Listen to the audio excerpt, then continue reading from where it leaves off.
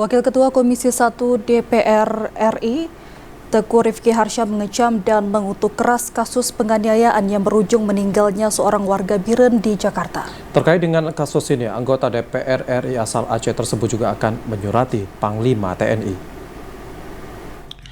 Kasus penganiayaan terhadap warga Biren di Jakarta yang berujung pada kematian mendapatkan kecaman keras dari Wakil Ketua Komisi 1 DPR RI, Teguh Rifki Harsha. Menurutnya, aksi keji yang dilakukan oleh oknum Pas Pampres terhadap Iman Mashkur harus diusut tuntas secara transparan ke publik. Anggota DPR RI asal Aceh ini secara resmi akan menyurati Panglima TNI agar pelaku bisa diproses secara hukum dengan segera. Ia juga menegaskan pelaku harus dihukum sesuai dengan peraturan yang berlaku bagi anggota TNI demi tegaknya hukum yang tak pandang bulu. Teguh Rifki juga menyampaikan rasa duka yang mendalam kepada keluarga korban yang berasal dari Gandapura, Kabupaten Biren.